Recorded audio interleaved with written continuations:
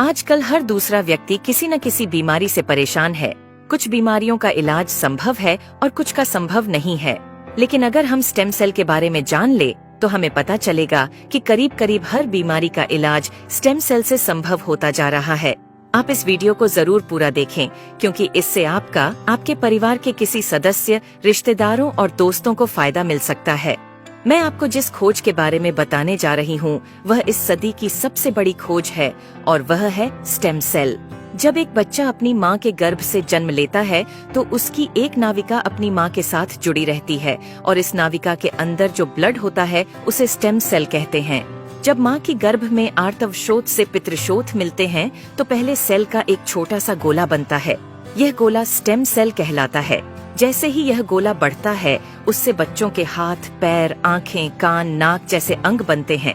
इसी प्रकार दिल, किडनी, लीवर, आंत और बाकी सभी अंगों का निर्माण स्टेम सेलों से होता रहता है। स्टेम सेल मूल रूप से सभी अंगों के निर्माण में मदद करती है, क्योंकि स्टेम सेल विभिन्न प्रकार की विशेष सेल्स का निर्माण करती हैं, जैसे न्यूरॉन्स ब्रेन के लिए, कार्डियक सेल्स हृदय के लिए और अन्य 220 प्रकार के अलग अलग आर्गन का निर्माण करता है। अगर हम इस नाविका और इसके अंदर के ब्लड मतलब स्टेम सेल्स को संभाल कर रखें तो आने वाले 25-30 साल तक बच्चों को गंभीर बीमारियों से बचाया जा सकता है। जब बच्चे को कोई गंभीर रोग हो जाए तो संभाली गई नाविका से स्टेम सेल को निकालकर उनको विशेष सेल्स में परिवर्तित कर बच्चों के शरीर में इंजेक्ट कर दिया जाता है। इससे बच्चों के शरीर के अंदर के संबंधित सेल्स की सभी बीमारियां जड़ से समाप्त की जा सकती हैं।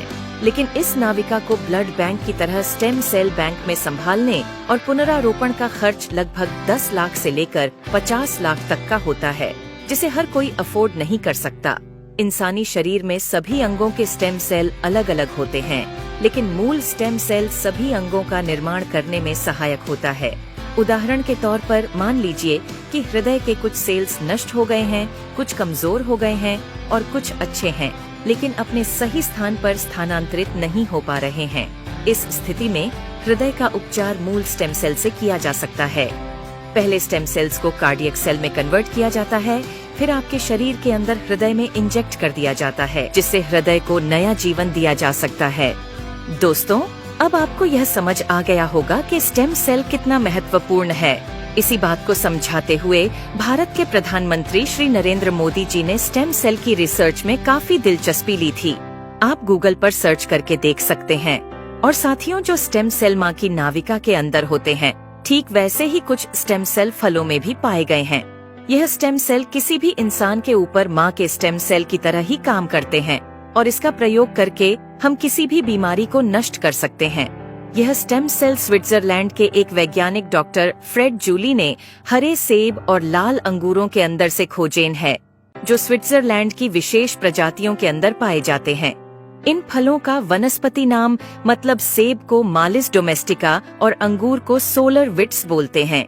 माँ की नाविका से मिलने वाले स्टेम सेल सिर्फ बच्चे और उसके माता पिता के ही काम आ सकते हैं, लेकिन फलों से मिलने वाले स्टेम सेल किसी भी इंसान के ऊपर माँ के एम्ब्रोनिक स्टेम सेल की तरह ही काम करते हैं, क्योंकि यह इंसानी स्टेम सेल की तरह प्रोग्राम्ड सेल नहीं होते और यह फलों के स्टेम सेल इंसानी शरीर में नए सेल बनने की प्रतिक्रिया को तेज कर देते हैं, जिसकी वजह से इसका प्रयोग करके हम किसी भी बीमारी को इंसानी शरीर से नष्ट कर सकते हैं। और फलों से पाए जाने वाले यह स्टेम सेल पूरी मानव जाति के काम आ रहे हैं।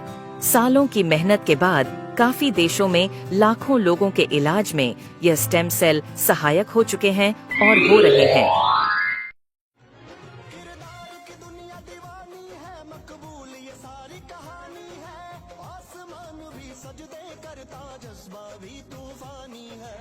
जिसके नाम के चर्चे गूंजे सारे हिंदुस्तान में,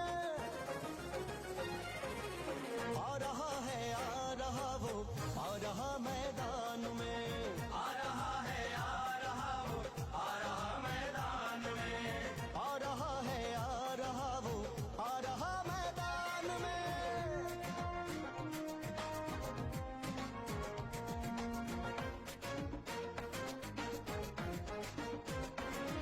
ईमान बह रहा हो, किरदार की दुनिया दीवानी मकबूल ये सारी कहानी है। आसमान भी सजदे करता, जज्बा भी तूफानी है। जिसके नाम के चर्चे गूंजे सारे हिंदुस्तान में। आ रहा वो, आ रहा मैदान में। आ रहा है, आ रहा वो, आ रहा मैदान में। आ रहा है, आ रहा वो, आ रहा मैदान में।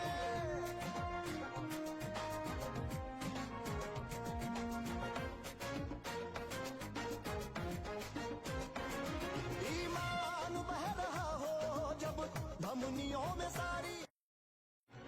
किरदार की दुनिया दीवानी है, मकबूल ये सारी कहानी है। आसमान भी सजदे करता, जज्बा भी तूफानी है। जिसके नाम के चर्चे गूंजे सारे हिंदुस्तान में।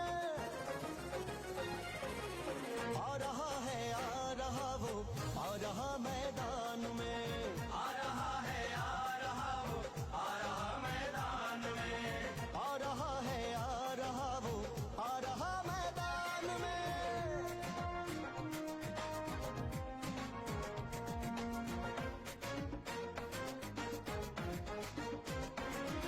ईमान बह रहा हो जब धमनियों में सारी। किरदार की दुनिया दीवानी है, मकबूल ये सारी कहानी है।